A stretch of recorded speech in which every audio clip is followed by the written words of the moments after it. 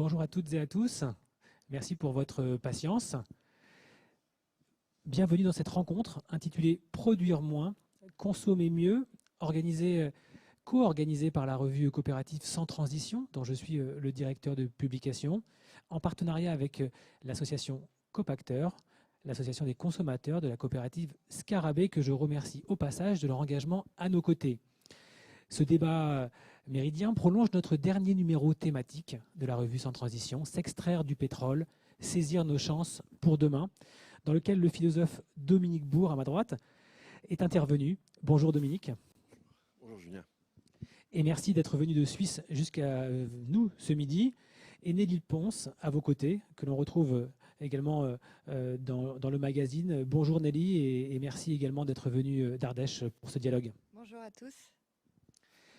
Avant de vous interroger, je vais d'abord passer la parole à Philippe Join, ici, membre du bureau de l'association Copacteur, donc les coopérateurs de Scarabée, voilà l'association de consommateurs. C'est à toi Philippe.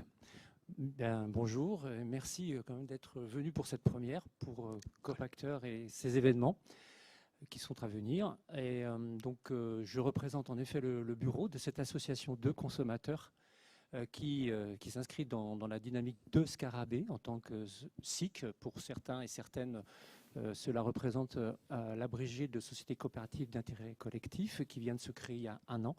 Donc Copacteur est une très jeune association puisqu'elle a à peine 1 an. Notre objectif, c'est de rester en contact avec les consommateurs de cette coopérative Scarabée et sans doute de réfléchir en tout cas sur la façon de consommer et les réponses aussi qu'on peut apporter dans ces actes quotidiens et dans cette consommation.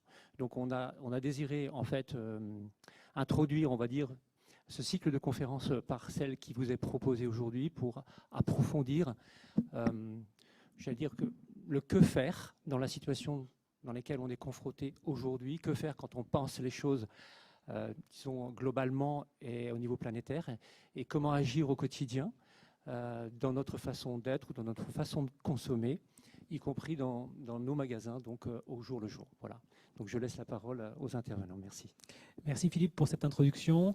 Place désormais au débat, à l'entretien avec Dominique Bourg et Nelly Ponce.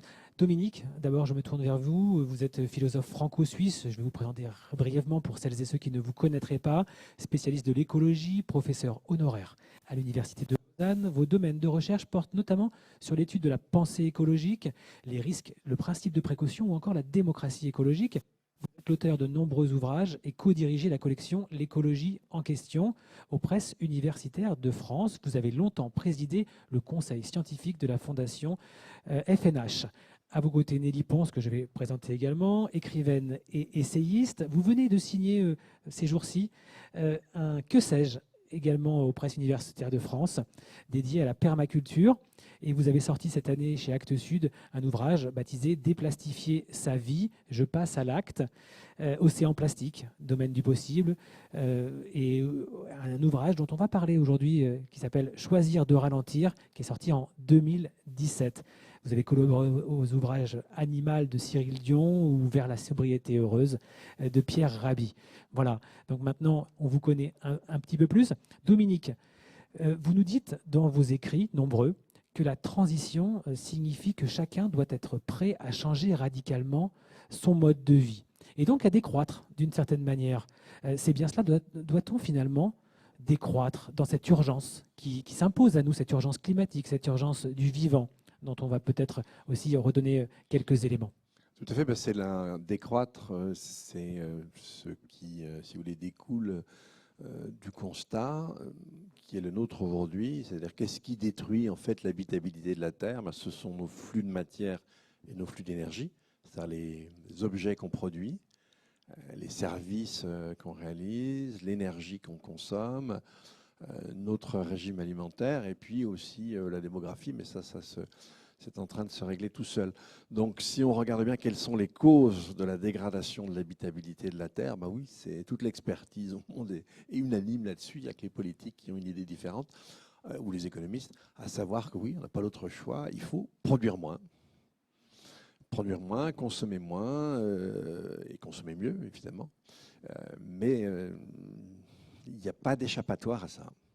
Alors justement, la décroissance, hier, c'était un gros mot quand même. Les décroissants et les tenants de cette philosophie ou de cette dynamique avaient peu d'espace médiatique. Petit à petit, ce mot, contraint et forcé peut-être, de constater que nous sommes déjà, comme le dit Jean Covici, entrés, que vous connaissez bien, puisque Oui, il a tout à été fait. à la Fondation FNH comme vous, déjà entrés dans cette décroissance. Alors, d'une certaine manière, oui. En tout cas, prenons par exemple la production de blé dur l'an dernier. Elle était décroissante. En fait, une des manifestations qui sera la plus sévère et celle à laquelle on sera probablement le plus sensible parce qu'elle sera continue de l'actuel dérèglement climatique, c'est l'affaiblissement de nos capacités de production alimentaire. Alors cette année, en plus s'ajoute la crise ukrainienne avec la guerre et l'invasion de l'Ukraine, le blocus des ports par la Russie. De manière générale, en blé, on produit encore 30% de plus que ce qu'on consomme. Mais quand vous avez des problèmes de récolte en Inde, vous les avez là. En France, vous savez qu'il y a déjà 15 départements qui sont déjà sous sécheresse. On sait que les récoltes de blé seront moins abondantes. On a le même problème aux États-Unis et au Canada. Oui, effectivement, on risque d'avoir à nouveau, sans parler encore de la pénurie et du fait de la guerre. Et c'est quelque chose qui va devenir récurrent. Si vous aviez été en Inde il y a quelques jours, vous auriez eu des températures complètement folles où même les oiseaux tombaient du ciel raides morts. Donc c'est quand même dans le genre assez spectaculaire. Donc là, on rentre, si vous voulez, dans la décennie où les choses vont... Déjà, les quelques années qui viennent de s'écouler, les choses sont dures, mais les dégradations du système Terre, elles ne sont pas linéaires, elles sont un peu exponentielles. Donc on rentre dans la première décennie où les choses vont être de plus en plus sensibles. Et on ne pourra pas y échapper. Et donc, on voit bien que, vous voyez aujourd'hui, dans certains supermarchés, il y a des choses qui manquent. Alors, c'est un jeu entre la Covid, des problèmes de production, des problèmes d'organisation, mais on aura des pénuries physiques dures. Et si on veut effectivement ne pas aller jusqu'en enfer, il faut prendre le taureau par les cornes. Et voilà, prendre le taureau par les cornes, c'est consommer nettement moins. Et ça signifie organiser. C'est ça que vous êtes en train de nous dire, que prendre le taureau par les cornes, ça veut dire anticiper. Alors oui, ça veut dire l'organiser, parce que vous avez remarqué que, évidemment, quand il y a une pénurie, on n'a pas le choix, on n'achète pas. On subit. Mais c'est quand même pas notre tendance absolument, si vous voulez, spontanée de consommer moins. La tendance est plutôt l'inverse. Et en fait, on a valorisé ça. Souvenez-vous, par exemple, quand il y avait la crise en 2011 au Japon, la crise énergétique, les Japonais se sont mis à moins consommer. Et le Premier ministre de l'époque a dit « Attention, c'est très grave, vous devez tout de suite reconsommer. » Donc, mais pourquoi ça c'est aussi une question culturelle. Alors, c'est une question très ancienne. Vous l'expliquez. C'est beaucoup plus loin que les 30... Non, c'est beaucoup plus ancien. Ça s'est accéléré avec les 30 glorieuses. Alors, je suis désolé, mais je vais faire un petit peu de philosophie. Mais l'origine de tout ça, c'est loin. Ça remonte au XVIe siècle. On s'est mis à fin XVIe, début XVIIe. On s'est mis à penser qu'on était complètement étranger à l'univers. En fait, on a pensé que l'univers, ce n'était que des particules matérielles, que les animaux étaient des machines, que les plantes étaient des machines. Mais nous, en revanche, les amis, non. Nous étions à l'image et à la ressemblance de Dieu. C'est une modestie absolue. D'ailleurs, s'il nous ressemble, on peut être assez inquiet à son sujet. Mais bon. Et donc, si vous voulez, il y a eu une congruence entre cette civilisation nouvelle liée à la science nouvelle, liée à la physique nouvelle, qui est une physique mécaniste. Et donc, si nous sommes totalement étrangers à la nature, et là, il y avait congruence entre ce que la Bible nous dit, Genèse 1, 26, vous êtes les seuls à avoir été créés à l'image et à la ressemblance de votre Créateur, et c'est la raison pour laquelle vous êtes appelés à dominer tout ce qui vit sur Terre. Donc, ça est la science moderne, c'est pour ça d'ailleurs que le XVIIe siècle était le siècle le plus mystique qui soit. Donc on est parti sur ces bases, on s'est imaginé qu'on était complètement étranger à la nature. Donc si on est étranger à la nature, eh bien évidemment, ce que l'on a, son propre développement, ce qu'on va appeler après le progrès, c'est nécessairement de s'arracher à la nature. Et c'est la civilisation qu'on a construite. On a construit une civilisation qui s'est arrachée à la nature. Si vous voyez comment fonctionne l'agriculture conventionnelle, elle est passée par toutes sortes de paliers, d'où elle a fini par s'éloigner de plus en plus de la nature. Et puis alors, c'est un petit peu plus compliqué que ça, parce qu'effectivement, on a un siècle très très mystique, mais en fait, le 16e, 17e siècle, c'est aussi les guerres de religion. Et donc après, eh bien, effectivement, les guerres de religion montrent que finalement, la société antérieure qui s'organisait pour le salut, comme maintenant on ne sait plus où est le salut, si vous êtes catholique, c'est une chose, si vous êtes protestant, c'est une autre. Il n'y a pas beaucoup d'athées à l'époque, mais ça va finir par venir. Alors là, c'est encore autre chose. Et donc en fait, vous regardez, vous voyez très bien ça avec la manière dont la société s'est organisée. Et on trouve ça dans la philosophie du contrat des 17e et du 18e siècle. La philosophie du contrat, c'est celle qui va vous donner les institutions qu'on va construire à partir de la Révolution française. Et pour la philosophie du contrat, c'est très clair. Les êtres humains, le salut, Dieu, on ne sait plus trop. Donc en fait, la seule chose qui leur reste, c'est vraiment de se réaliser par la consommation. Et c'est ce qu'on va mettre en place. Alors tout ça est très très long, on a une généalogie des idées, et puis on met ça en place au XXe siècle. On va connaître ça avec les 30 Glorieuses. Vous vous souvenez de ce que disait Ségala, tu n'es pas un homme si tu ne possèdes pas une Rolex. Voilà, Je si à vous 50 rassure, ans, tu n'as pas de j'habite Rolex, la tu auras Suisse, toute je ta vie. n'habite pas de Rolex.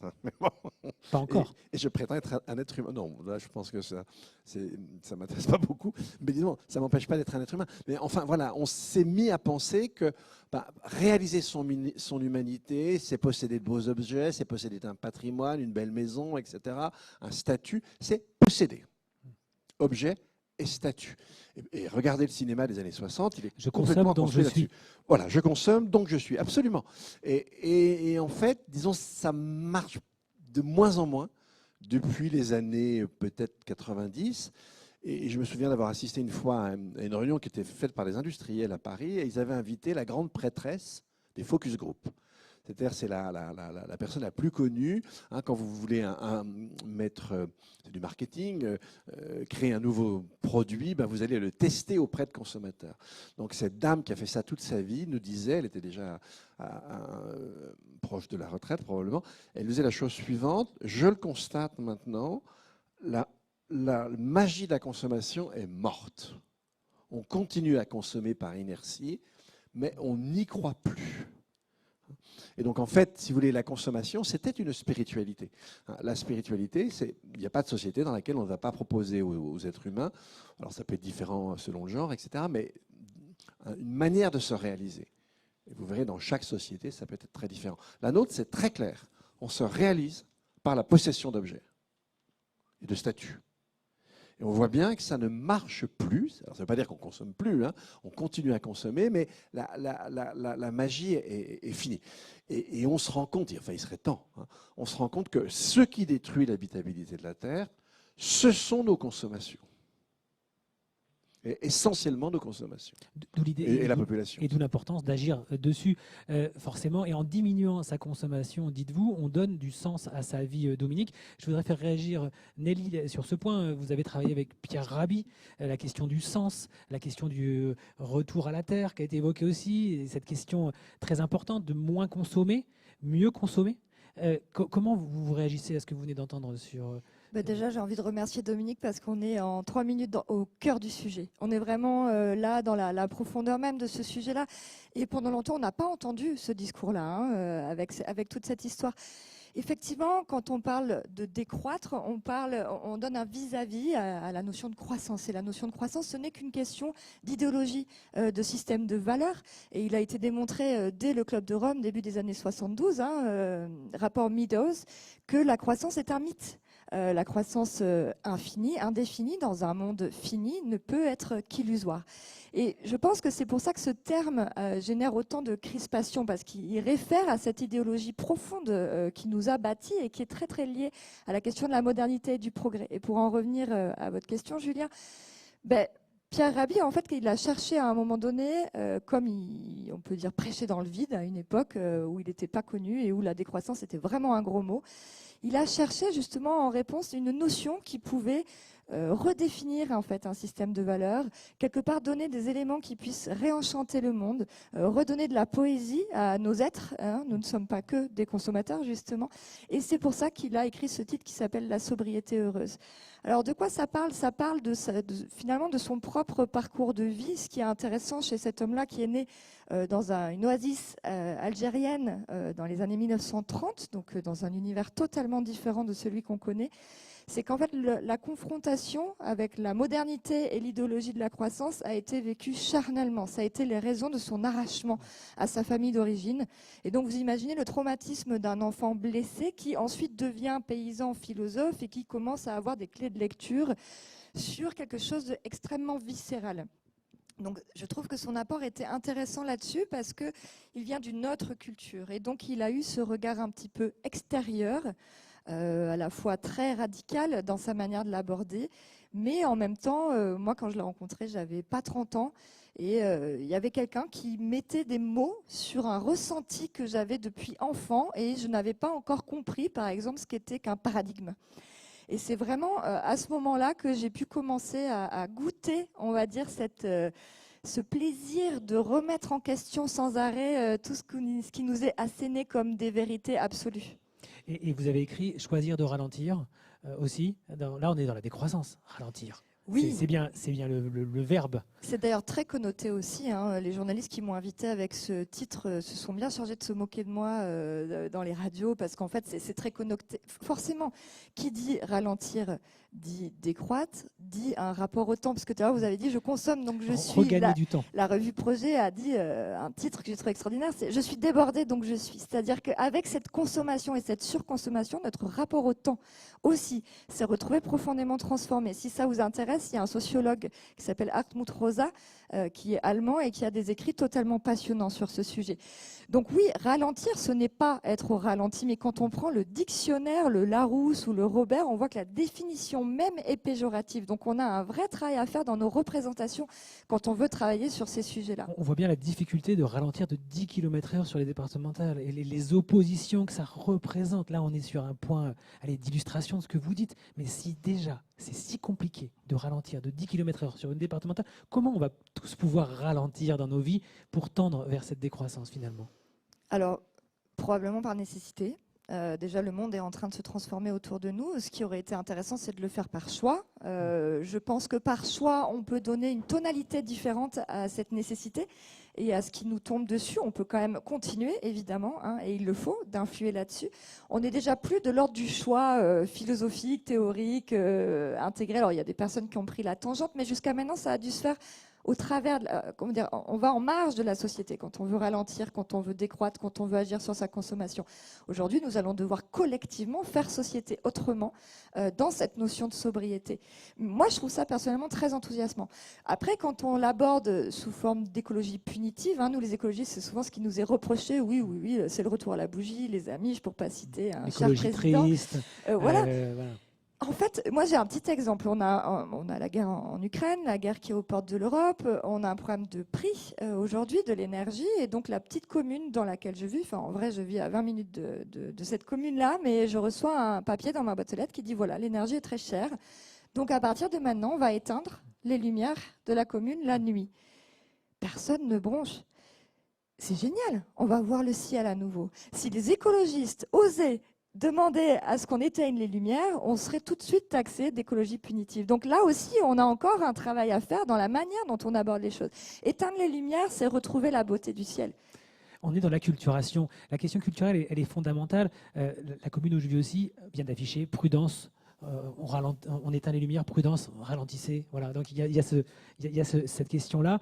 Dominique, vous disiez dans une interview récente, je crois que c'est à l'Obs ou au Point, que la moitié des Français étaient prêts culturellement à ralentir, à être dans une dynamique de sobriété, qu'il y en avait encore un tiers là qui n'était pas du tout et qui n'avait pas du tout envie d'y aller. Il faudrait peut-être lutter contre eux, mais qu'une majorité, en tout cas si j'ai bien lu, était prêt à cela. Oui, alors je ne sais plus à quoi vous faites allusion, mais en tout cas, il y a le Monde sondage, avait je sorti, pense. oui, c'est un sondage, mais Le Monde avait sorti, oui, si, il y a eu des chiffres de ce type-là.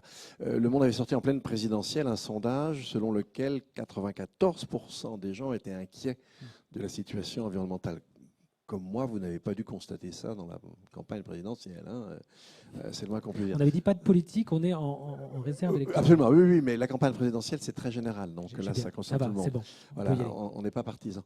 Mais oui, il y a un écart. Effectivement, il y a un certain nombre de gens qui seraient prêts à consommer moins. Alors, j'avais dû avoir un sondage en tête et Tout à fait. l'avoir vu, je ne l'ai plus maintenant. Mais voilà, les résultats, c'était de cet ordre-là. Ouais. Un Français sur deux prêt à y aller, en tout cas à mettre la sobriété au cœur de son quotidien.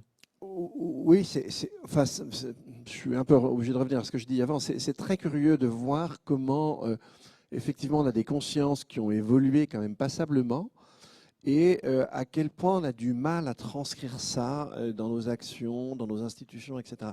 Il y a une espèce de décalage entre ce qu'on ressent, entre nos angoisses, nos analyses, et puis les analyses très objectives de la situation, et effectivement ce qu'on est capable de mettre en face en termes d'action, en termes de choix réels. C'est assez étonnant. Je n'ai pas de réponse absolue à ça. Alors, en parlant d'actions très concrètes, vous avez proposé, dans le cadre du manifeste Retour sur Terre, 35 actions Oui. visant à construire un monde durable. Parmi, je peux en citer quelques-unes, on ne va pas tout lister, mais l'interdiction des paradis fiscaux. Bon, on voit bien que depuis un certain temps, on essaye, mais il ne se passe pas grand-chose. La mise en place de quotas de consommation, et ça, on va y revenir tout de suite.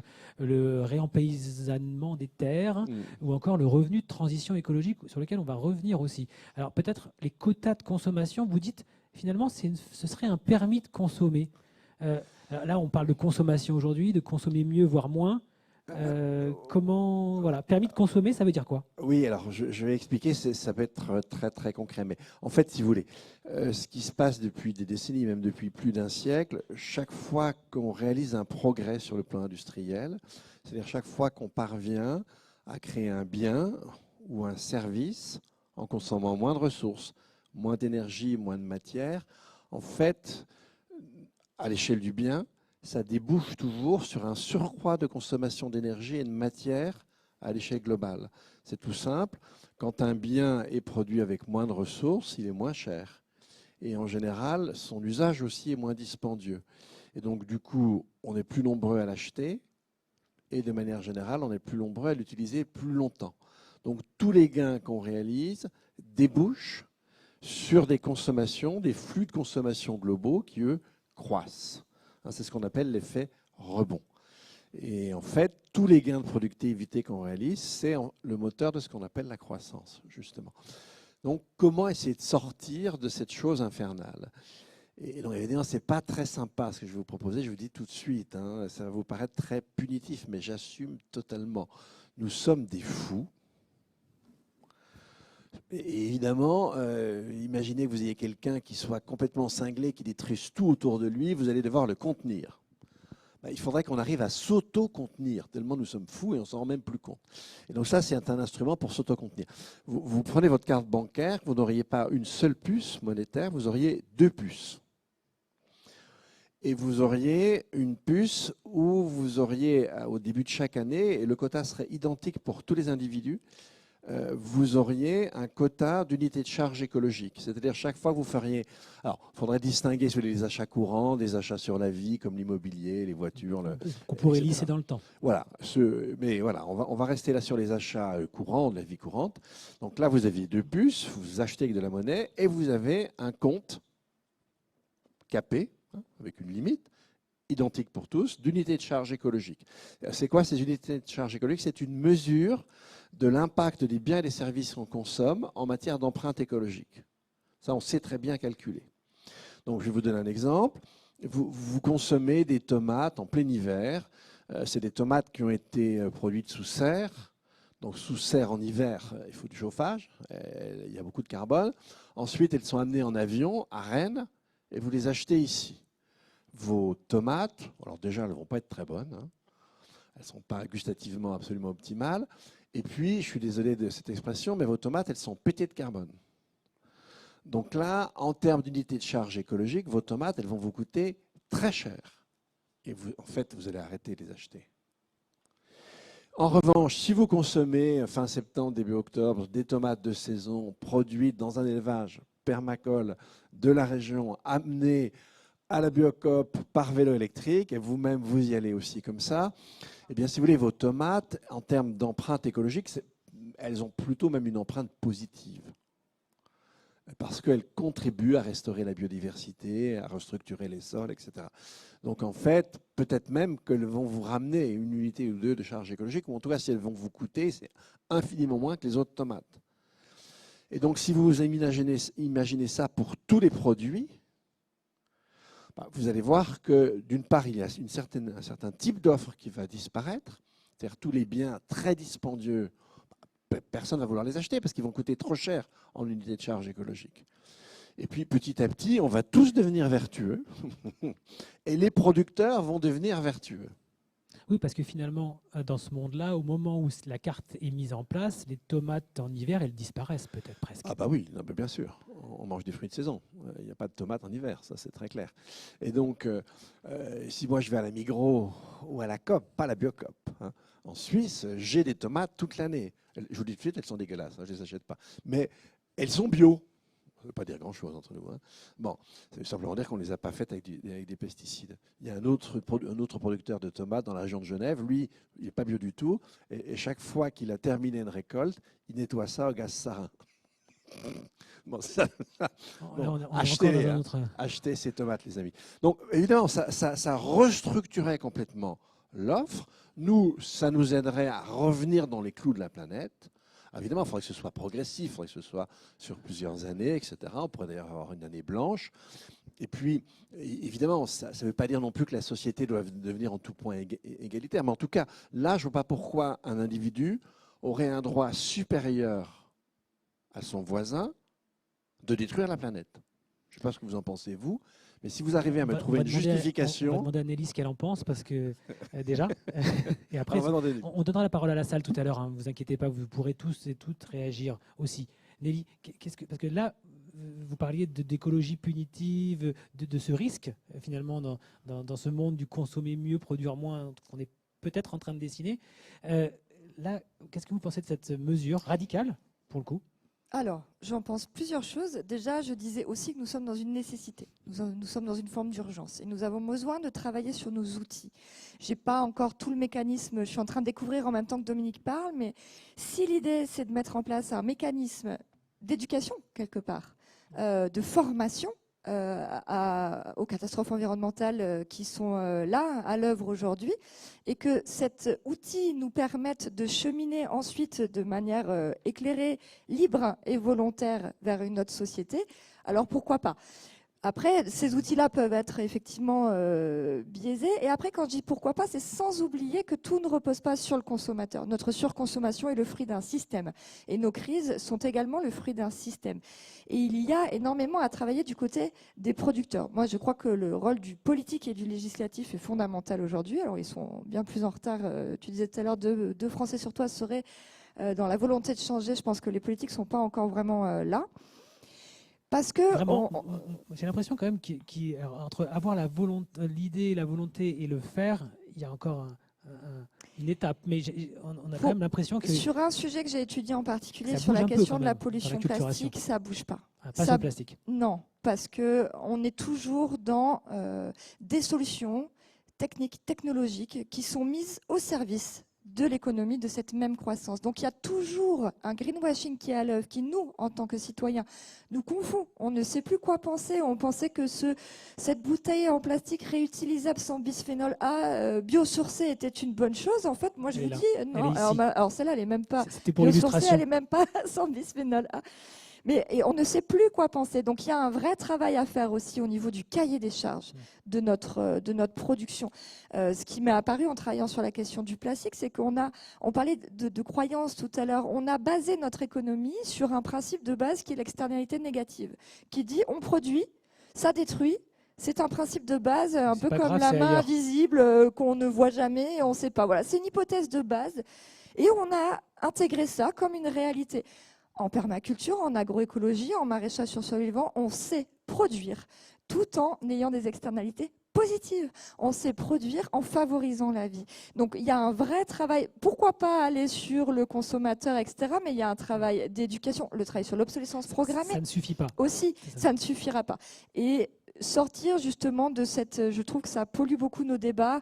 Qu'est-ce qui revient à la charge du citoyen? Qu'est-ce qui revient à la charge du collectif? C'est vraiment tous ensemble. Donc je serais curieuse d'en entendre davantage du coup sur cet outil pour voir un peu son côté systémique, on va dire. Peut-être compléter. Alors, déjà, premièrement, sur la question de la liberté, oui, c'est un point absolument fondamental.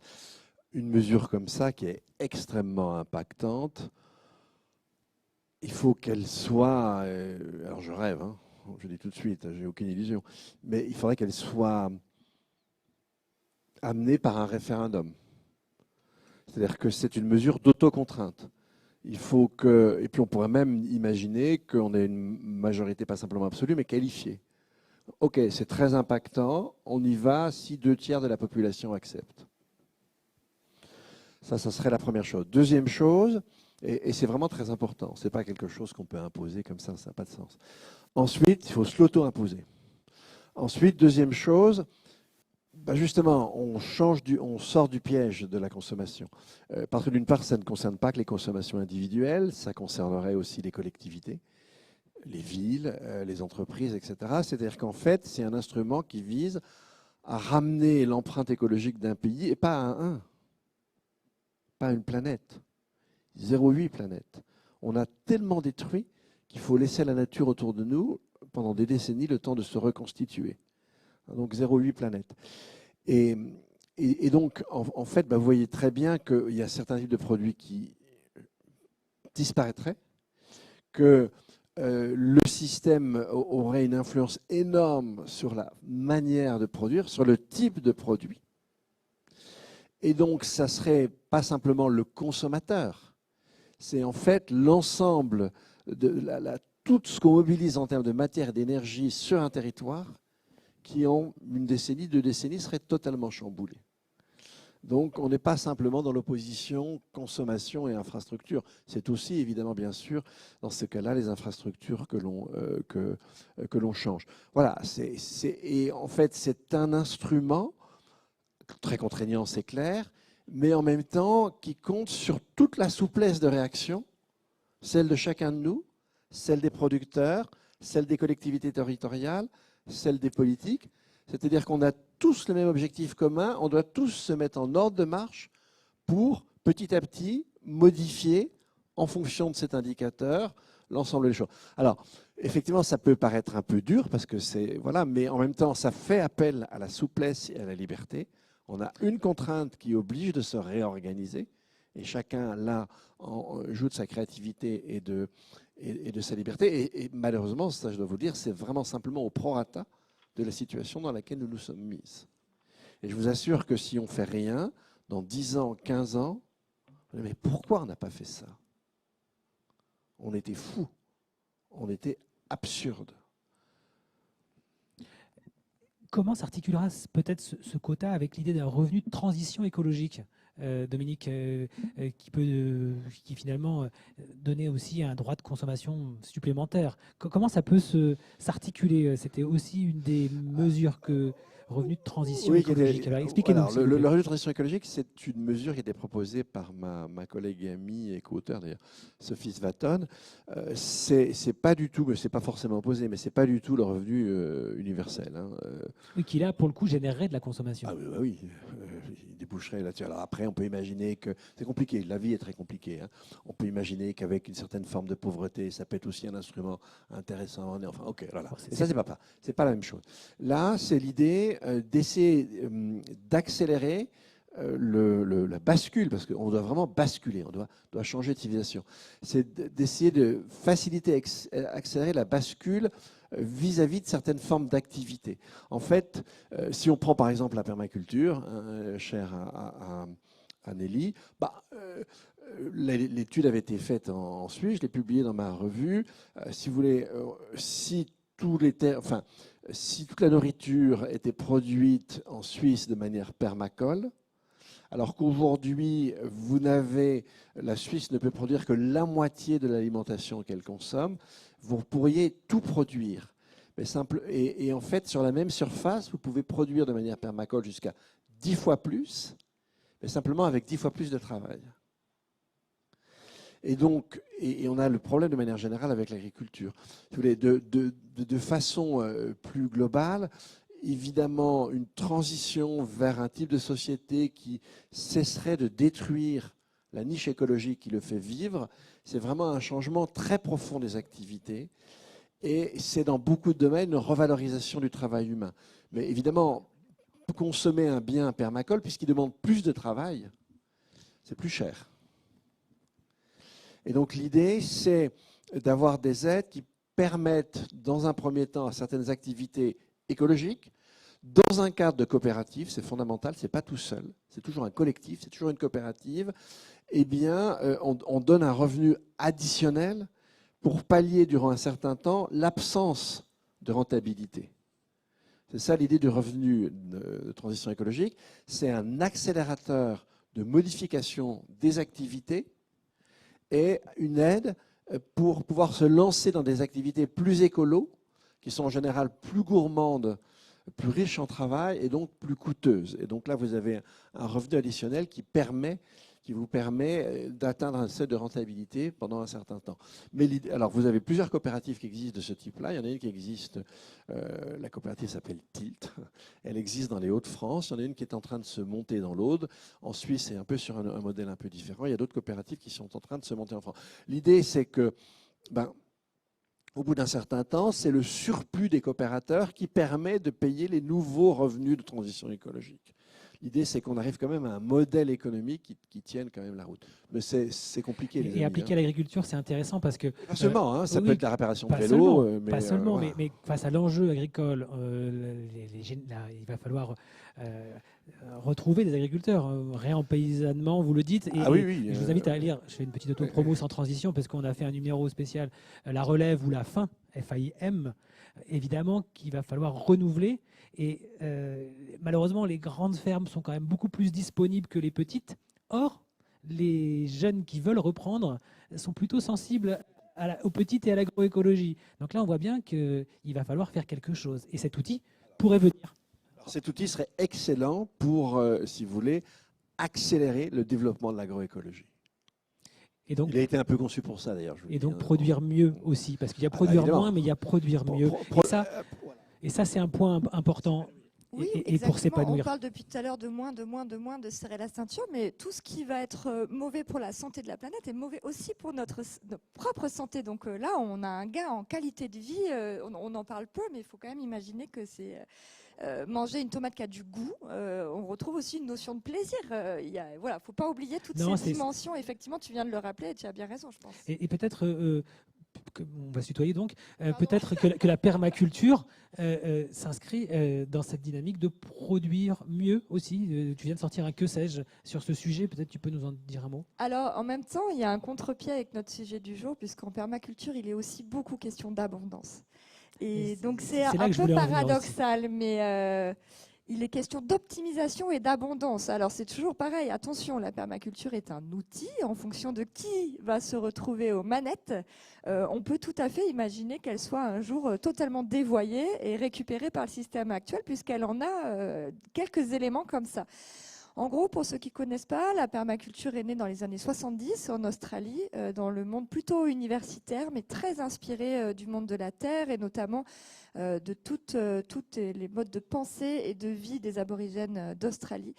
Et elle est connue principalement comme de la culture de l'agriculture, mais il faut savoir qu'en fait, elle a poussé tellement loin l'observation des écosystèmes naturels et les lois qui les régissent pour essayer de l'appliquer à notre agriculture qu'elle est aujourd'hui applicable finalement à l'ensemble de nos activités. Il y a des gens qui font de la permaculture humaine, de projet, il y en a qui font de la perma-entreprise, de la perma-économie, de l'architecture, de l'urbanisme, etc.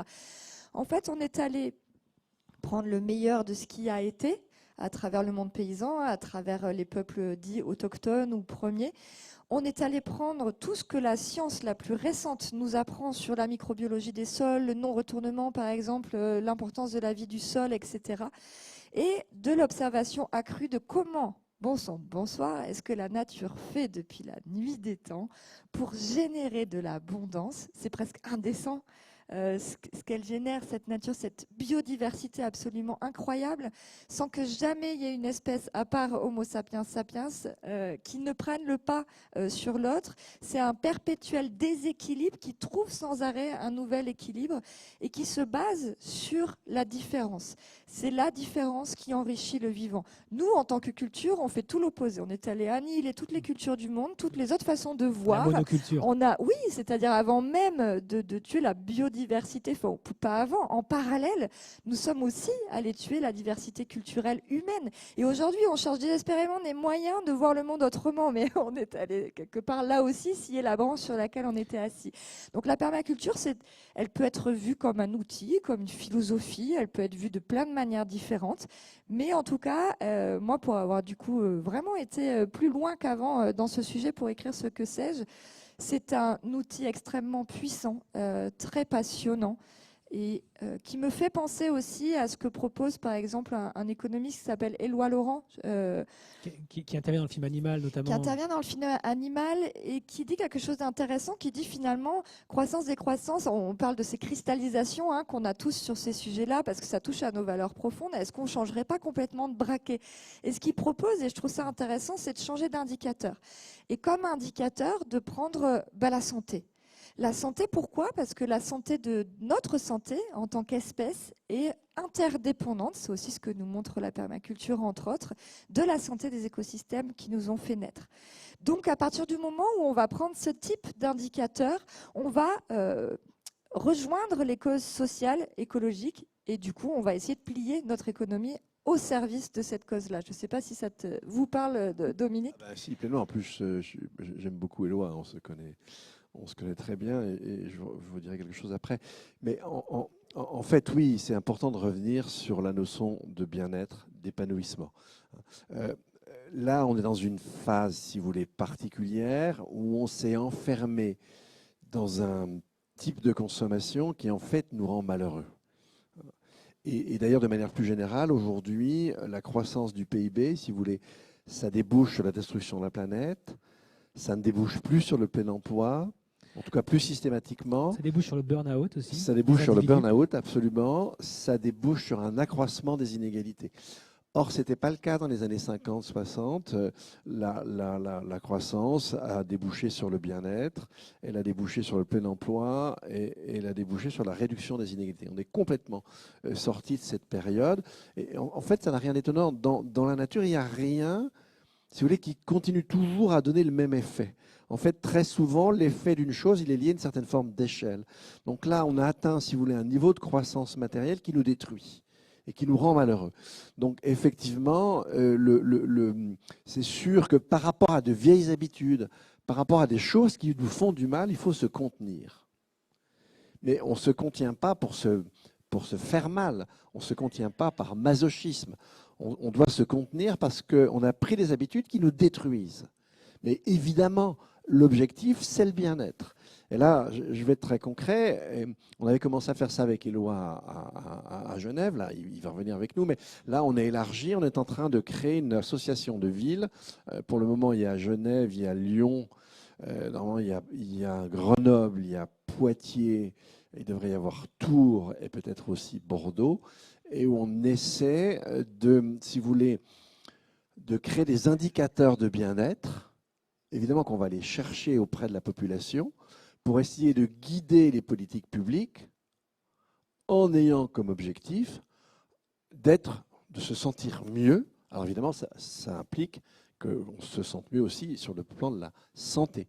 C'est bien-être et santé. C'est réorienter l'effort de la société pour être mieux. Donc ce n'est pas tout à fait ce qu'on appelle de l'écologie punitive, là, pour le coup. Mais ça en passe par le fait de se défaire de mauvaises habitudes. Et c'est ce qu'il faut qu'on parvienne à rechercher. Et encore une fois, ça peut être très, très, très concret. Par exemple, la présence d'écosystèmes, la présence de vie animale, etc. On a pu mesurer de façon très précise que ça contribue à un bien-être, un sentiment d'épanouissement. Voilà, c'est ça dans toute la gamme qu'on va chercher. Puis en plus, comme on est dans une période de dérèglement climatique, ben ça va être aussi très très important de voir comment les gens réagissent face aux îlots de chaleur, etc. Et donc, c'est ça, si vous voulez, la vraie écologie. C'est-à-dire à la fois, effectivement, resserrer les inégalités sociales, ça c'est une évidence, mais en même temps, chercher tous à se sentir mieux, les amis. C'est ça, se sentir l'objectif. mieux, donc produire mieux, consommer mieux. On a beaucoup parlé de produire mieux, sur consommer mieux, et ce sera la dernière séquence avant de donner la parole à la salle. Sur consommer mieux, on voit qu'il y a des réseaux comme Biocop, mais d'autres aussi, qui travaillent sur la question du vrac. On voit qu'il y a évidemment la question des petits gestes, qui est chère à Pierre Rabhi, qui a été, avec le mouvement Colibri, qui a été longtemps, on va dire, susurré à l'oreille des écolos en disant « Allez, c'est bien, faites des petits gestes ». Maintenant, face à l'urgence climatique, face à l'urgence de la biodiversité qui nous incombe, ces petits gestes ne suffiront pas. Il y a plusieurs rapports qui le disent. On n'y arrivera pas. Il faut les faire, mais ça représentera tout au mieux un quart de l'effort nécessaire pour réduire nos émissions de gaz à effet de serre selon le Shift Project. Ça sera au mieux si on bosse tous. On sait que dans une classe, il n'y a jamais tout le monde qui bosse. Donc 25, allez, 15, 20 peut-être au mieux. Allez, si on est optimiste, ou 10 si on est pessimiste, il va falloir faire le reste. Ce seront des grands pas. Est-ce que dans le consommer mieux, quel grand pas on pourrait faire? Voilà, ce sera ma dernière question avant de passer la parole à la salle. Quel grand pas on peut faire pour consommer mieux? Et après, vous nous direz aussi, commencez à réfléchir à ce que vos questions et vos solutions peut-être dans la salle. Nelly, puis Dominique pour terminer. Merci de souligner ça. Effectivement, je l'ai abordé tout à l'heure. On a longtemps opposé les petits pas et les grands pas. Non, en fait, c'est tous ensemble, à toutes les échelles, à tous les niveaux, ou pas. Là-dessus, on est clair.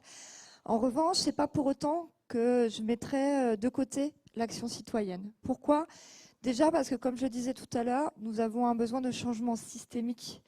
Nous faisons partie du système. Si nous n'embrassons pas aussi à notre niveau le changement, il sera difficile d'imaginer, alors pas 100% de la classe, on est bien d'accord, mais à un moment, il y a la question de la masse critique. Et aussi, je trouve que c'est intéressant parce que la mise en mouvement de soi-même nous permet de prendre conscience où s'arrête l'action individuelle et où commence le collectif. C'est parce qu'on est en mouvement qu'on va se rendre compte que, par exemple, si on a envie d'agir sur la pollution plastique, on va réduire ses emballages, on va essayer peut-être de faire attention aux vêtements qu'on achète, mais les pneus de nos voitures contribuent considérablement à la pollution par les microplastiques. Et ça, moi, concrètement, je ne sais pas comment faire. Donc, ce qui est intéressant dans la mise en mouvement, ça va être d'abord ça. Comprendre où s'arrête la question systémique et ensuite entrer peut-être, pour ceux qui ont le plus envie, dans le militantisme, faire pression sur ceux qui sont à cette échelle-là pour que ça avance. Voilà, donc accroître sa zone d'influence. Et l'autre chose, et tu parlais de burn-out tout à l'heure, moi c'est ce qui m'est arrivé, alors c'était plutôt un burn-out militant puisque j'étais déjà en mouvement. Aujourd'hui on appelle ça un burn-out militant, je ne savais pas, je l'ai fait avant que ça ait un nom. Du coup, la mise en mouvement de soi va aussi nous donner quelque chose qui nous manque profondément aujourd'hui, c'est la question du sens.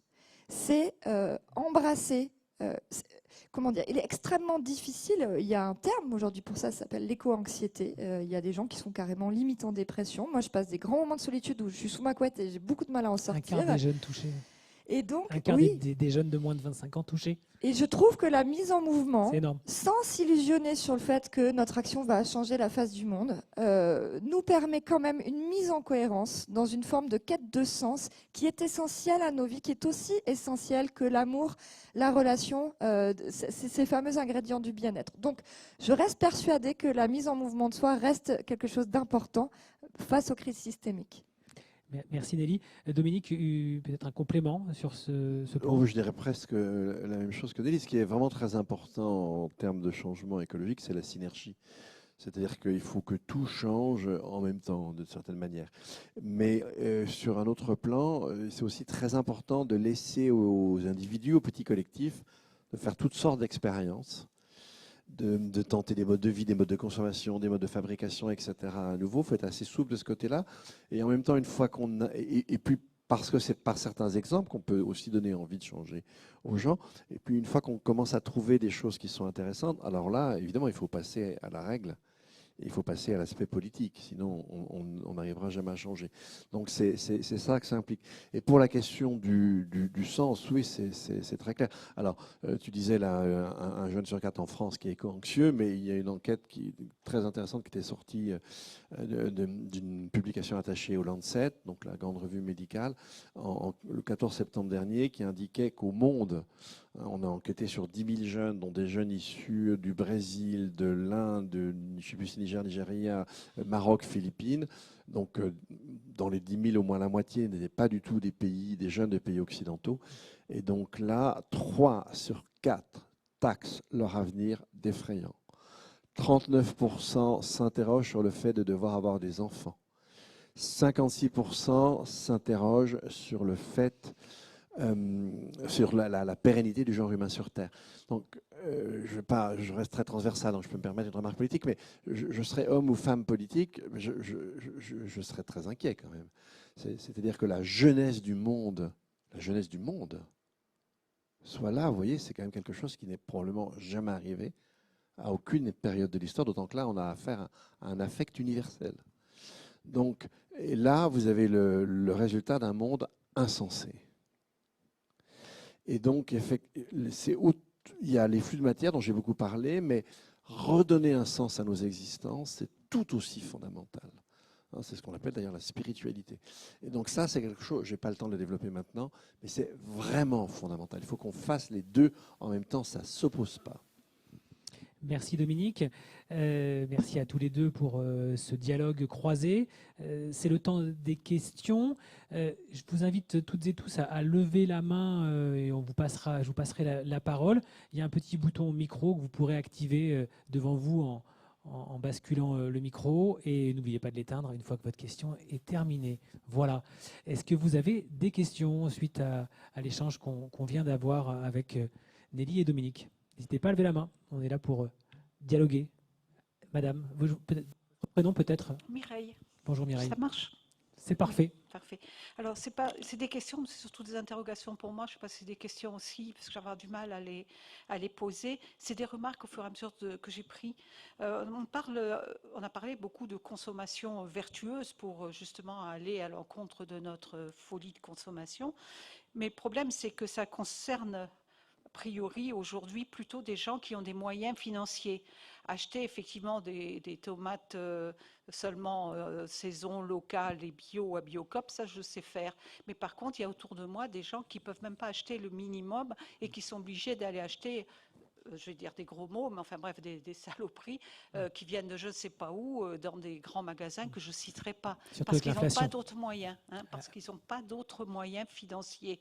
Alors donc, voilà, j'ai un peu l'impression qu'on est un petit peu entre nous quand on parle de tout ça.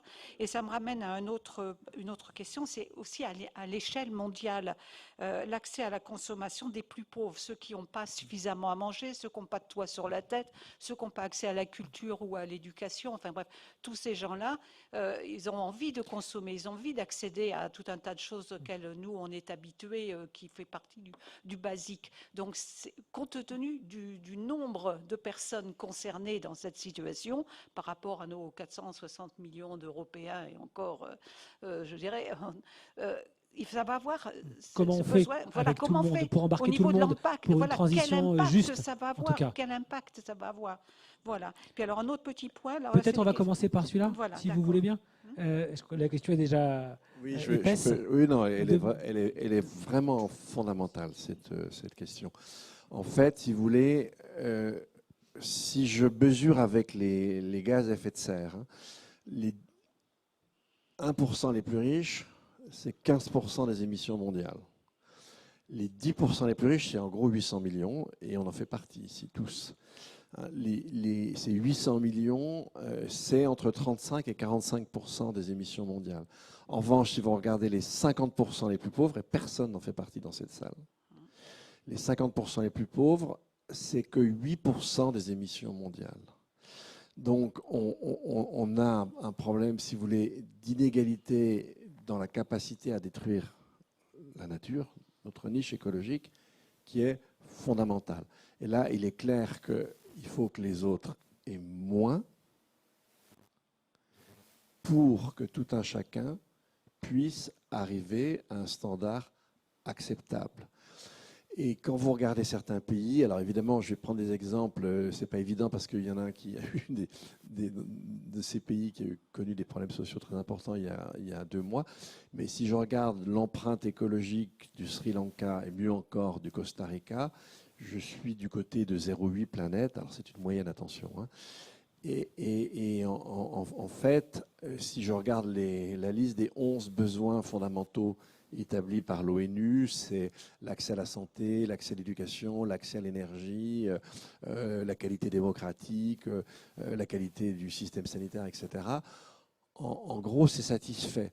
Donc en fait, si on organise différemment la société, il ne faudrait pas que ça dure trop longtemps, mais la population va redescendre. Elle va redescendre même assez fortement dans la deuxième moitié du siècle. On pourrait, en redistribuant normalement la richesse, on pourrait offrir un standard correct à tout le monde sur Terre. Maintenant, quand vous parlez des gens ici en France, on va d'ailleurs en priorité penser aux précaires énergétiques. Les précaires énergétiques, c'est 10 millions de personnes à peu près en France. Et c'est des gens qui vont dépenser plus de 10% de leurs revenus pour leur chauffage, donc ils ne vont pas chauffer, très peu, et pour leur eau chaude. Et donc là, si vous voulez simplement remettre à flot le bâti, etc., réintervenir sur la distance entre, pour des questions de prix d'ailleurs, entre le lieu d'habitation, le lieu de travail, etc. C'est un gros travail structurel, mais c'est ce travail structurel à faire en premier, et lui, il relibère la part de pouvoir d'achat qui suffit. Et si vous voulez, c'est 10%, ça veut dire que les 90% autres, non, c'est 10 millions. J'ai dit 10 millions, c'est quand même énorme. 10 millions sur 68 millions. Mais les autres 50 millions, je suis désolé, regardez dans la rue, ça consomme beaucoup. Donc, effectivement, vous ne pouvez pas avoir une écologisation générale de la société si vous ne revenez pas sur ces questions d'inégalité. Le standard, il doit être fixé à partir du grand nombre, avec une modestie de consommation.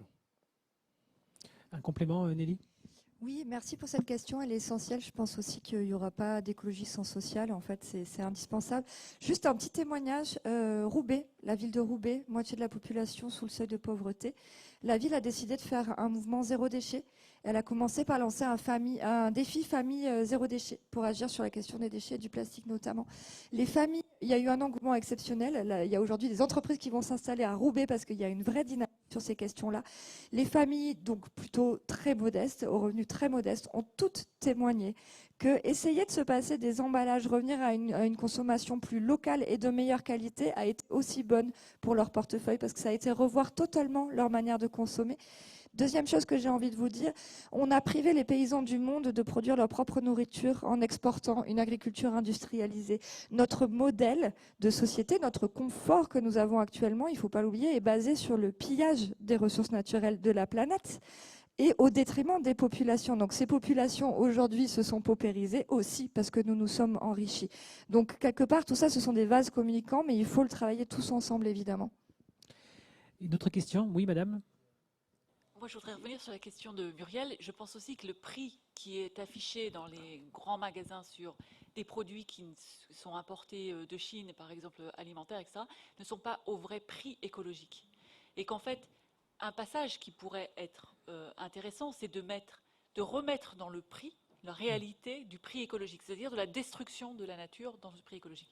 Alors il y a plein de travaux qui sont faits aujourd'hui sur ce sujet, il y a plein de comptabilités écologiques qui sont aujourd'hui travaillées, la plupart, 90%, c'est du greenwashing, c'est du bullshit, mais il y a quand même quelques projets de recherche, comme la comptabilité CARE, la comptabilité triple capital, qui essayent de se dire comment est-ce qu'on pourrait changer quelque chose qui nous semble un paradigme totalement neutre, la comptabilité qui semble acceptée par tout le monde, mais qui en fait n'est absolument pas neutre, qui est extrêmement politique et extrêmement destructrice. Les dés sont pipés, selon vous, et le vrai prix des produits devrait être affiché. Dominique ?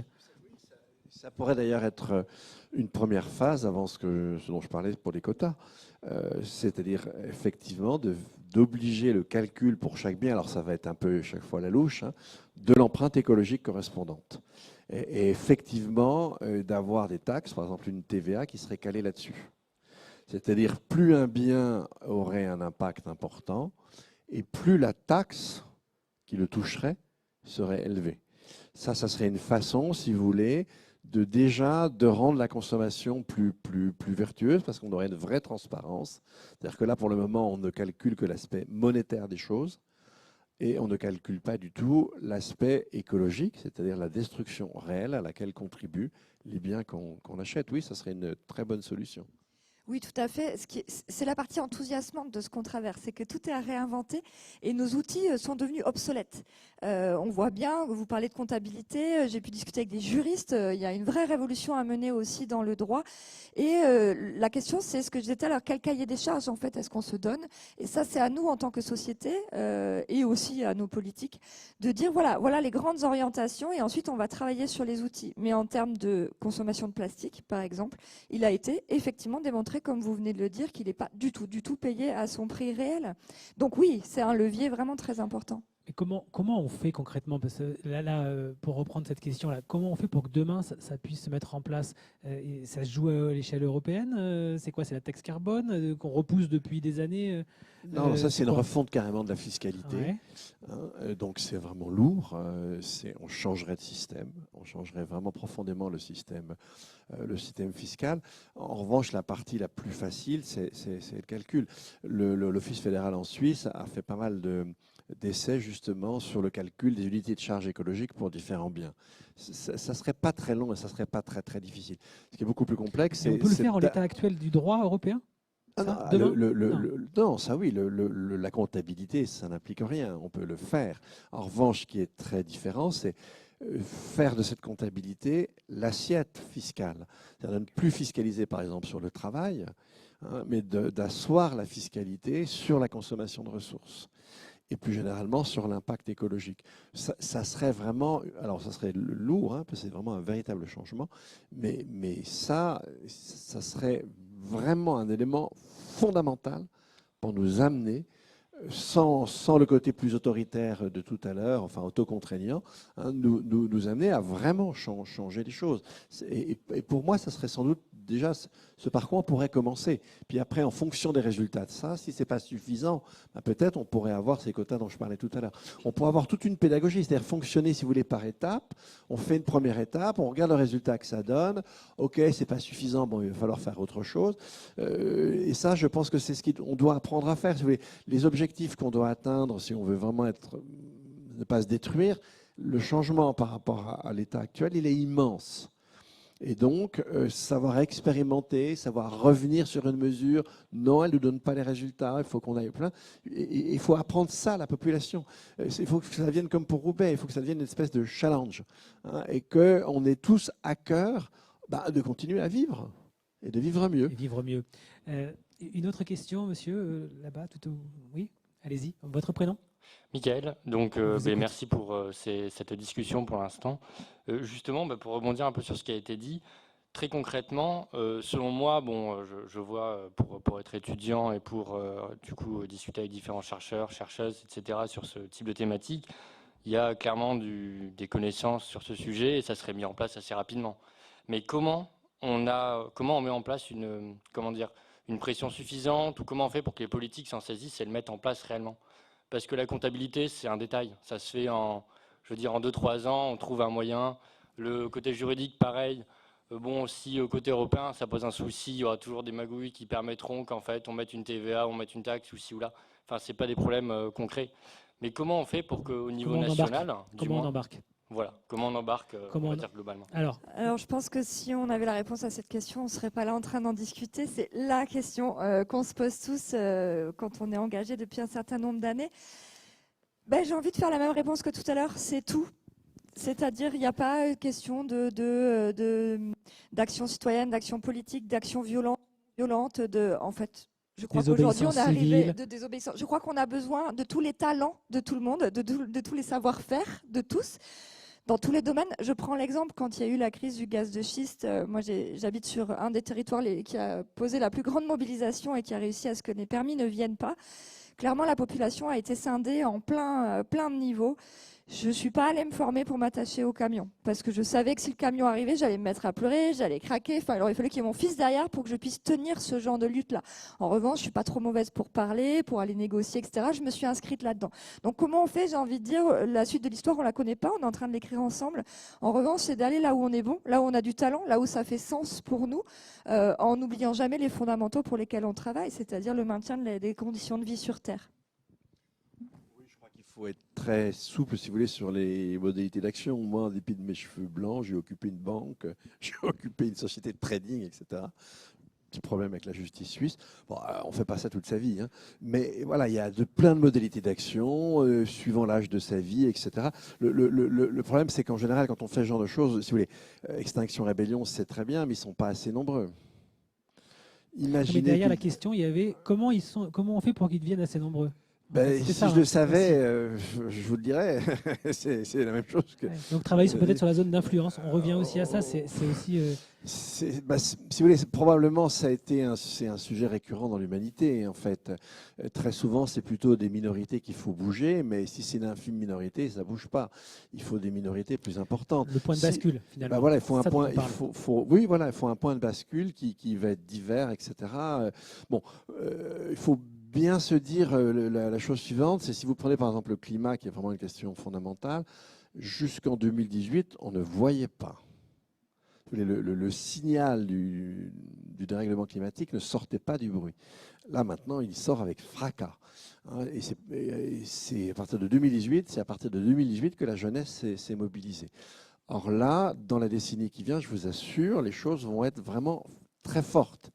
Donc on peut quand même imaginer que le degré de mobilisation en face lui-même va s'accroître. En tout cas, si vous voulez, moi, mon pessimo-optimiste tient à ça. Je me dis que les difficultés vont devenir tellement fortes que j'espère que la société va se mobiliser plus. Et de toute façon, on n'aura pas cœur à consommer comme des idiots. On aura bien d'autres problèmes. Oui, madame, une question. On vous écoute. Votre prénom, s'il vous plaît. Oui, alors Marie-Pascale, je représente la FNE Bretagne, France Nature Environnement. Bretagne, oui, alors je voulais juste vous donner quelques chiffres qu'on a donnés hier, enfin, entre autres hier, à un certain nombre de politiques qui commencent à perdre leurs cheveux, je dirais. Parce que vous parliez justement de 2018, ou enfin du déni jusqu'à présent, et maintenant, face au constat, il y a des politiques qui me disent « Oh là là, mais alors, pourquoi vous ne nous l'aviez pas dit plus tôt » Enfin, ils étaient en déni, donc c'était... Voilà. Mon fils me dit la même chose. Donc, qu'est-ce qu'on va faire? Et donc, par exemple, pour vous redonner une idée, donc, ici en Bretagne, il faut savoir qu'on produit 60% des cochons de France, qu'on produit 45% des poulets et des œufs, et qu'on a besoin d'une deuxième Bretagne pour nourrir tout cet élevage qui nous pollue partout, que ce soit les rivières, l'azote, l'air, avec l'ammoniac, etc. Donc il y a à mobiliser. On ne peut pas dire pourquoi ils ne sont pas assez nombreux. Ils ne sont pas assez nombreux parce qu'il n'y a pas assez de gens qui se mobilisent, c'est tout. Il faut se mobiliser, il n'y a pas d'âge pour se mobiliser. Les formes de mobilisation, vous l'avez dit, il y en a 36 000, mais il faut se mobiliser. Et ce n'est pas parce qu'on trie ses déchets qu'on s'est mobilisé. Ça, ce n'est pas vrai. Pas suffisant. Voilà. Donc en Bretagne, là, le constat, s'il faut au moins 3 Bretagnes pour vivre comme on vit, nous tous, aujourd'hui. Voilà. Donc si on veut arriver à 0,8, vous voyez le chemin qu'il faut faire. Déjà, il faut réduire drastiquement, pas arrêter, mais réduire drastiquement de manger de la viande et de produire de la viande en Bretagne. Voilà. Donc ça, tout le monde peut le faire, tous les jours. C'est nettement mieux, nettement plus important que de trier ses déchets. Je ne dis pas qu'il ne faut pas le faire, mais il faut réduire ses déchets plutôt que les trier. Voilà. Merci. Vous aviez peut-être une question aussi ou pas? Non, on va passer la parole à madame, oui. Votre prénom, s'il vous plaît? Je m'appelle Jacqueline. Je suis membre d'un collectif qui s'appelle le Pacte Civique, qui a publié l'année dernière, enfin il y a 2 ans, un livre, Le choix des sobriétés, auquel a participé M. Dominique Bourg. Et c'est ce collectif qui a fait le sondage sur les sobriétés et qui va faire un autre sondage auprès des entreprises. Et donc, c'est une façon de militer. Et si ça intéresse des Rennais, on n'est pas très nombreux. Donc, je fais un petit peu ma pub. Vous pouvez aller sur le site du Pacte civique. Et il y a une carte de France et il y a un nom pour Rennes. Donc le pacte civique, voilà, pour militer. L'appel est lancé en quelques clics sur un moteur de recherche, si possible éthique. Voilà. Est-ce que voilà une autre question, monsieur au premier rang. Votre prénom, s'il vous plaît. Allez-y. Ah voilà. C'est bon. Sébastien, bonjour. Bonjour Sébastien. J'ai une question pour Dominique Bourg.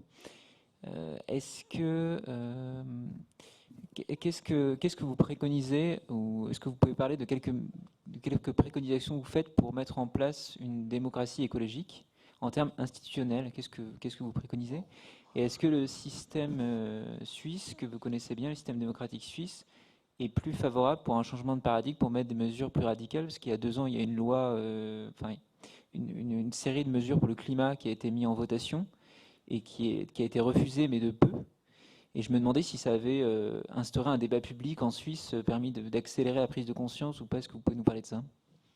Ah oui, alors je vais vous parler de la Suisse. Effectivement, si vous voulez, la Suisse, c'est une démocratie où on joue beaucoup plus qu'en France sur l'aspect démocratie directe, c'est-à-dire où on fait trancher une question nationale par le souverain.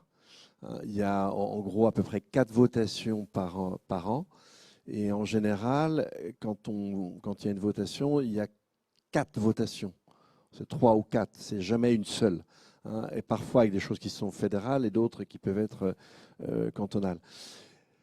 Et il y a un habitus à ça. Par exemple, il y a quelques années, il avait été proposé de rajouter une 6e semaine de congés payés et les Suisses ont refusé à 75%. Vous imaginez si on avait posé la question en France, on avait 75% pour. Parce que oui, en fait, si vous voulez, c'est un pays qui est très exportateur et donc c'est vrai que c'était mettre en danger d'une certaine manière l'emploi. Enfin bon. La production. Oui, alors dans un monde qui est le nôtre. Là, on est vraiment dans le référentiel qui est le nôtre. Mais ce qui est intéressant par là, il y a 2 choses. Premièrement, effectivement, je dis bien, en gros, mais vous allez voir, je vais mettre un sacré bémol. En gros, les gens ne font pas n'importe quoi. C'est-à-dire que ça fait un siècle et demi qu'il y a des votations. Et donc, on sait très bien que si on vote une bêtise, ben on l'a fait. Et on l'a subi. Et ça crée... Ça forme un sens. Maintenant, attention, la Suisse, c'est pas si génial que ça. En fait, le problème des votations, c'est que comme il n'y a aucune règle en Suisse sur le financement public, enfin le financement de la vie publique, en fait, dès qu'il y a une votation qui a un aspect économique important, vous avez des tombereaux de millions de lobbies économiques qui arrivent. En général, l'initiative, elle part très haut, c'est 70% pour, et ça finit en général à 48 ou à 49%. Et ça, c'est vraiment l'argent. Quand il y a un sujet, par exemple, il y a eu, je sais ici, il y a 2 années, il y a 2 ans, je crois, 3, 4 ans, je ne sais plus, le mariage pour tous avait soulevé des passions. En Suisse, l'économie n'a pas mis un rond, et c'est passé à 65%. Là, l'initiative, elle a joué son rôle. Mais en général, quand il y a un aspect économique, là, il y a des tombereaux d'argent. Donc, franchement, on voit bien qu'une démocratie, c'est fragile. Il y a différentes conditions de demander, de faire trancher par la population. C'est très important. Moi, je suis absolument pour, mais il faut que le reste aille avec. C'est-à-dire qu'il faut que l'information qui soit donnée aux gens puisse être équilibrée. Quand vous laissez certains lobbies très riches intervenir dans le débat public, non. Là, vous déséquilibrez. Effectivement, vous voyez bien que le résultat n'est pas beau. Donc, il faut des règles pour une démocratie écologique. C'était la question. Alors, oui. Alors, pour une démocratie tout court, il faut des règles. Et des règles qui sont très sourcilleuses. Ensuite, oui, vous avez fait allusion à la loi sur le CO2 qui a été refusée. Tout simplement pour des questions d'argent. Non, on ne veut pas payer. Attendez, les Suisses, ce n'est pas les plus malheureux sur Terre. Et donc, on a toujours un problème de conscience. On a un problème de conscience. Là aussi, les lobbies sont intervenus, etc. Au début, la loi passait et elle a fini par ne pas passer. Donc là, l'histoire d'argent a aussi joué. Donc, pour qu'il y ait une démocratie écologique, il faut précisément que l'argent joue le moins possible. il faut qu'on ait un système d'information, alors on ne l'a pas, je le dis tout de suite, qui soit très équilibré, qui ne soit plus aussi fragmenté que le nôtre. Et puis, il faut, si vous voulez, le problème de l'écologie, et d'ailleurs ça renvoie à ce que disait Madame là, Par rapport aux formes d'engagement. Oui, oui, mais FNE, Oui. FNE Bretagne, là. Et donc, si vous voulez, il faut qu'on ait accès aux connaissances. En fait, ce qui nous arrive en climat, en gros, on le sait depuis 30 ans. Mais nos démocraties, comment dire, on peut avoir des savoirs sans qu'on sente les choses. Et donc, quand on ne peut pas sentir les choses, il faut que le savoir arrive aux citoyens. Ça sert à quoi, à ça, les sciences? Les sciences, en l'occurrence, c'est un petit peu comme, si vous voulez, comme une espèce de prothèse sensorielle. Ça permet à tout un chacun de savoir ce qui va lui arriver, alors même que ses sens ne l'en avertissent pas.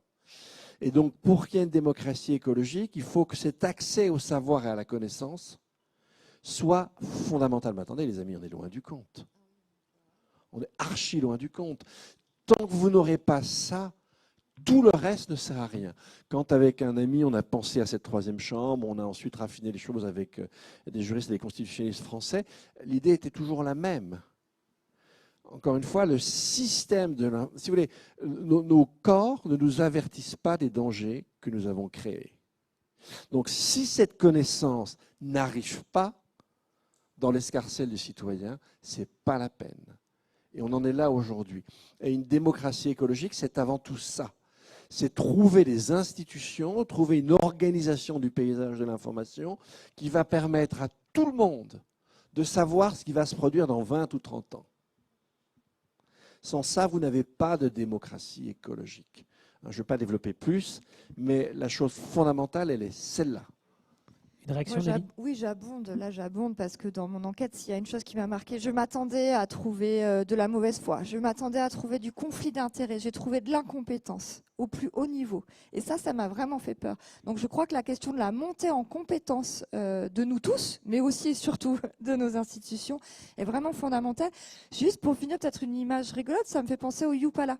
Vous savez, le Yupala, c'est ce petit ustensile qu'on donne aux enfants pour qu'ils tiennent debout, puis ils balayent leurs jambes, et puis il y a énormément d'accidents. Pourquoi? Parce qu'en fait, on donne trop tôt à un enfant qui n'a pas la capacité sensorielle corporelle encore de gérer la marche, on lui donne une capacité de déplacement qu'il ne sait pas gérer. Il court à l'accident. J'ai l'impression que c'est ce que nous sommes en train de faire collectivement. En fait, on s'est doté d'un Yupala un peu trop rapidement. Un peu comme les trottinettes électriques. Au fond, madame, on va en prendre encore, allez, 2 questions maximum, je pense. Votre prénom, s'il vous plaît. Donc moi, je m'appelle Célia. Bonjour. Je suis notamment cofondatrice d'une association qui a invité Dominique Bourg il n'y a pas très longtemps, parce que c'est une association qui s'appelle Printemps Bruyant et qui travaille sur les questions de culture et d'écologie. Mais là, c'était justement pour rebondir sur cette question du fond et de la forme et du aller trop vite. On est là à l'invitation notamment de Biocop. Copacteur. Oui, alors Copacteur, mais qui du coup est peut-être un lien aussi avec Biocop. Et je m'interrogeais, enfin moi ça m'intéresse ces questions aussi du fond et de la forme. Là on parle du fond, mais c'est aussi quelle forme prennent les choses et comment on peut les faire évoluer dans ce sens de cette bascule. Alors à Partey, il y a eu tout le monde a sans doute vu là ces jeunes diplômés d'AgroParisTech qui ont appelé à ce basculement et qui rigolaient justement avec cette espèce de bonne conscience qu'on peut avoir tous avec notre carte Biocop. Ils ont cité ça comme exemple. Et je m'interrogeais sur cette question justement de la croissance, on parle de consommer moins mais mieux, mais par exemple au sein même d'une société coopérative, par exemple du modèle Biocop, il y a eu cette croissance de magasins qui fait qu'il y a eu pas mal de conflits, de problèmes sociaux. C'est aussi comment on travaille cette forme-là, comment on croit, enfin cette idée de croissance finalement, elle est aussi, est-ce que croître vers du mieux, mais au détriment peut-être des questions sociales, des questions de... Est-ce que cette idée de croissance, elle n'est pas aussi à questionner au sein même de... Oui, bon, je peux apporter moi simplement le regard de mon histoire et de mon expérience avec la coopérative Scarabée qui existe quand même depuis plus de 40 ans maintenant sur Rennes. La volonté qu'il y avait à l'origine, c'est celle des consommateurs. Hein. C'était des consommateurs qui sont rassemblés et qui ont décidé de se prendre en main en fait pour accéder à une alimentation et une façon de consommer qui induisent des gestes responsables et qui aient du sens, en fait, qui apportent du sens dans l'existence. Pour résumer tout ce qui vient de se dire, ça date quand même depuis 40 ans, quoi. Bon, ça, c'est pas fait non plus qu'à Rennes, hein. Je veux dire, c'est un mouvement qui a existé partout en France et qui a résonné d'ailleurs dans le réseau Biocop. En fait, la coopérative Scarabée, c'est des magasins indépendants. Et à l'échelle nationale, il y a un réseau qui s'appelle Biocop, dont fait partie Scarabée.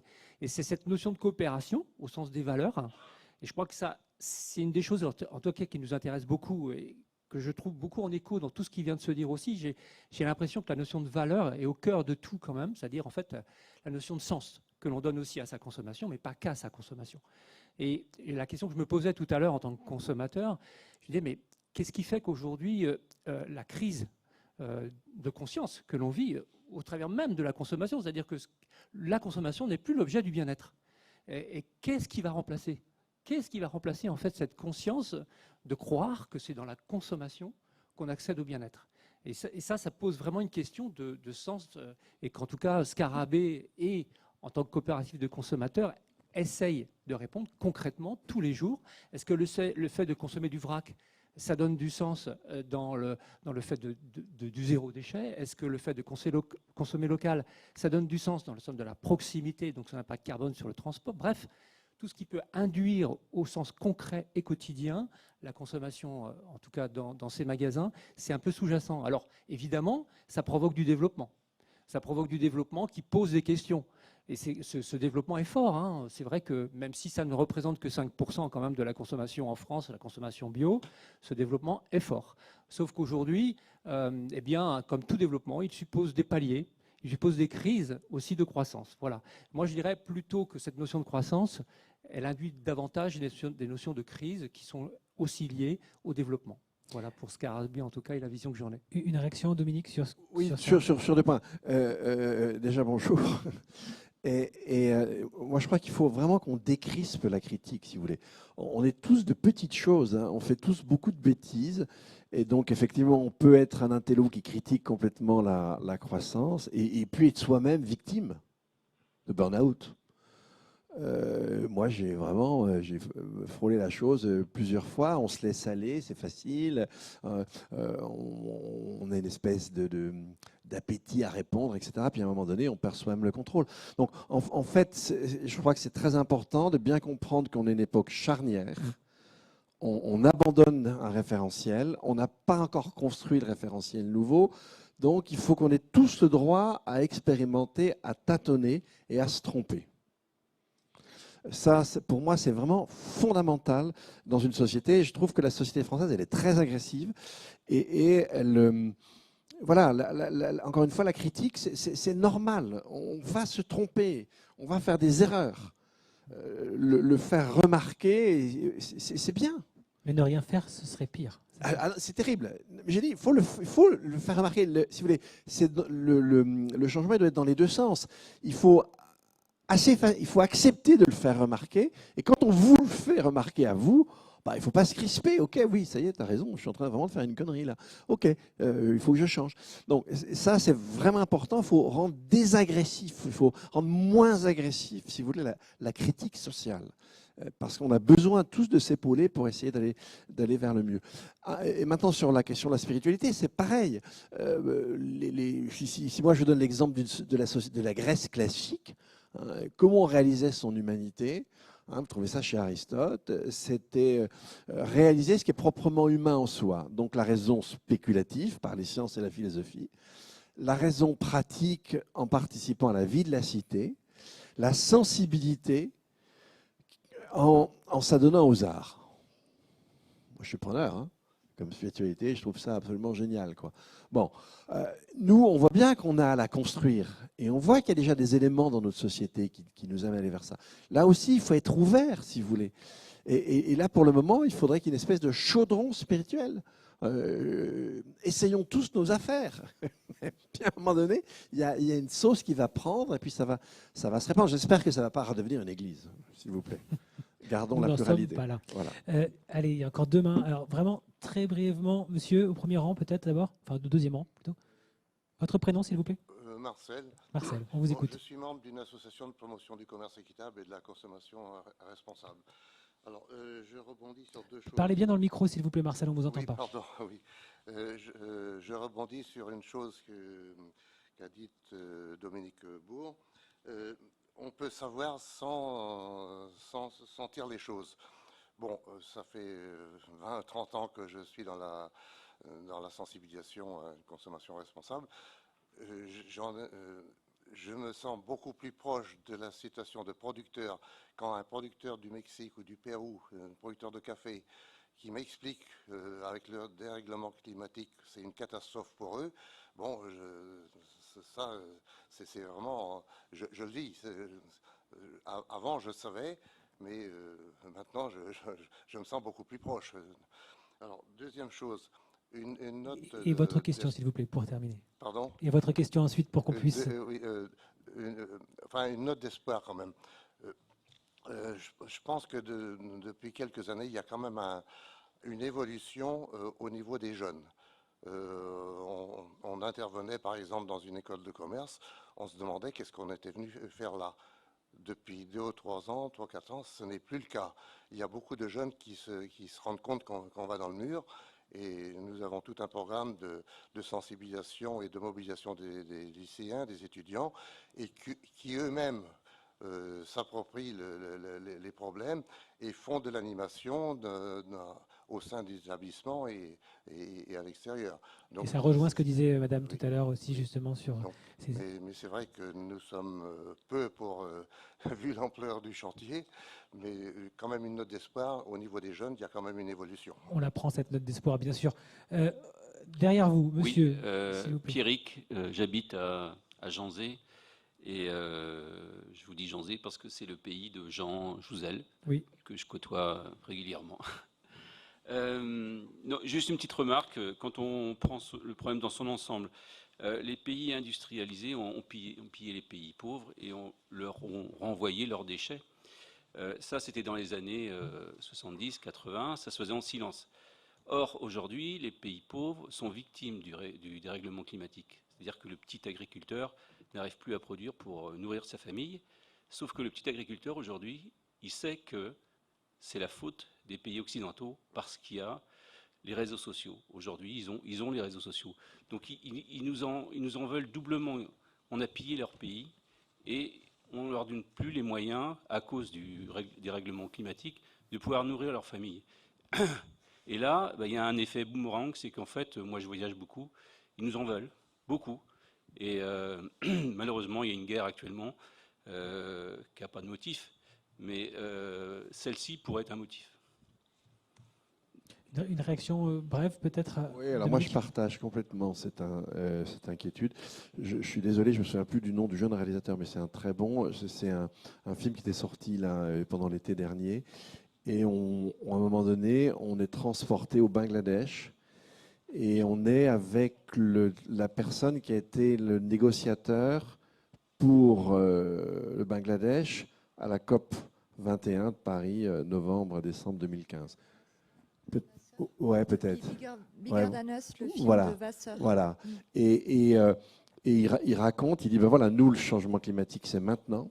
Hein, on a la montée des eaux, les gens perdent leurs terres, et il redit, on sait comment vous vous êtes comporté, comment vous continuez à vous comporter. Et ça, je crois qu'il faut qu'on soit bien conscient de ça.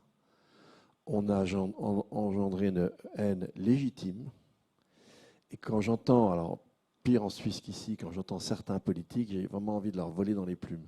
Ils n'en ont pas beaucoup, malheureusement, mais bon. Parce qu'ils continuent à asséner, quand je vous ai raconté là l'autre, je ne sais pas si je l'ai raconté tout à l'heure, mais c'est quand le gréviste de la faim, Guillermo Fernandez, a obtenu que le Parlement, hein, je vous ai dit, il n'y a qu'un député sur 3 qui est venu, mais il faut voir le discours des 2 sur 3. Donc on est en Suisse. En Suisse, voilà. Là. Hein, et donc une espèce de cynisme. On est chez nous, on est bien chez nous, allez vous faire foutre, en gros. Ben non. Et quand vous regardez certaines cartes, vous voyez qu'aujourd'hui, la zone tropicale, c'est là où il y a le plus de monde, et notamment avec la chaleur humide, je n'ai pas le temps d'expliquer ce que c'est, mais dans les 20 ans qui viennent, et ça commence, ça peut, pendant plusieurs mois de l'année, ne plus être habitable. Il faut bien avoir ça en tête. Hein. Je préférais la note d'espoir quand même pour terminer. Mais allez, est-ce qu'il reste une dernière question? Voilà. Allez, on va pas finir là-dessus parce qu'on n'a pas décidé de se suicider collectivement aujourd'hui. Monsieur au fond. Ouais, moi je vais finir sur une note positive, je sais pas, mais en tout cas je voulais remettre en question la notion de travail justement et comment on aborde le travail aujourd'hui. Et Monsieur Bourg, vous avez soulevé une problématique qui est intéressante, qui est liée à la notion de besoin de travailleurs justement dans nos champs si on va vers un modèle qui est plus vertueux pour le coup. Et Madame Pons, vous avez soulevé une autre problématique qui est liée au bien-être et au burn-out et à cette épidémie liée au travail justement. Est-ce qu'on n'a pas un enjeu demain justement à changer nos modèles de travail, quitte à mixer des travails sédentaires et du travail dans les champs pour le coup? Est-ce qu'il n'y a pas une réflexion aujourd'hui autour de ça? Je vous remercie. Dominique Si, Pinelli. alors je vais essayer d'être rapide, mais si, là vous soulevez un point absolument fondamental. Hein. Et d'ailleurs, effectivement, imaginons qu'on ait beaucoup moins d'énergie, etc. Et que, là, pour le moment, on va faire venir des gens de loin pour aller dans les champs au moment des récoltes. Dans une société où l'énergie sera plus rare, il ne faudra pas aller les chercher loin, il faudra que nous-mêmes nous le fassions. Donc on va avoir un problème de répartition du travail, du travail difficile dans la société. Mais en disant ça, je vais tout de suite mettre un bémol, parce qu'on pourrait dire ça et revenir dans une espèce de culture folle du travail. Hein, je vous renvoie à la Bible, Genèse 2,15, Adam, qui n'a rien à foutre au paradis, travaille. On est une civilisation de malades. D'avoir pensé qu'il fallait bosser au paradis, il faut quand même en vouloir. Donc on a un double problème. On a un problème de survalorisation du travail et en même temps de déni. Et donc il va falloir qu'on trouve une certaine forme d'équilibre. Il y a effectivement des tâches qu'on va devoir partager et en même temps il ne faut en aucun cas revenir dans une espèce de culte fou du travail. Voilà, c'est un peu ça. Ça ne va pas être simple. Hein. Attention en même temps. Et Nelly, on avait dit pas de politique. Nelly, pour terminer aussi. Oui, effectivement. Je pense d'ailleurs que la révolution est en marche pour le coup. Hein. La jeunesse semble avoir une conscience un peu différente de cette question du travail. Quelqu'un a mentionné les jeunes d'AgroParisTech. Moi, j'ai été en lien pour le petit bouquin En là mouvement sur. Peut-être, on va dire. Du coup, la révolution est en mouvement. Est en mouvement. Oui, pardon. Oui. Voilà, maintenant, on peut plus dire plein de mots. En 2018, 80% des aspirants à l'installation agricole souhaitaient un modèle de micro-ferme en permaculture. Donc il y a vraiment, et là on est dans un rapport au temps et au travail et au sens qui est très différent. Donc le travail fait partie des chantiers effectivement prioritaires. On parlait des outils. C'est un outil de vie et d'organisation de la vie collective. Donc c'est aussi quelque chose qui demande à être totalement réformé aujourd'hui et il y a une réelle aspiration là-dessus. Merci Nelly Pons, merci Dominique Bourg, merci à toutes et tous d'être venus nombreux ce midi pour dialoguer avec nous. Merci à Rennes Métropole pour nous accueillir, à l'association Copacteur, bien sûr, notre partenaire de la revue Sa Transition, au staff technique, à toute l'équipe. Et oui, pardon, bien sûr, on me fait signe là-bas et j'ai pas oublié. Retrouvez nos entretiens, conférences en ligne sur le site internet Sans Transition, magazine.info. Soutenez les associations comme Copacteur, une petite boîte pour peut-être essayer de les soutenir pour qu'on puisse continuer à organiser des événements comme celui-ci. Et bien sûr, abonnez-vous à la presse indépendante. Je ne peux que vous donner cette information. Et puis, je vous souhaite une bonne après-midi à tous et prenez soin de vous. Il y aura un film aussi, suite à ce qu'on vient de dire, qu'on pourra relayer, partager et inciter notre zone d'influence à produire moins pour consommer mieux. Merci à toutes et tous.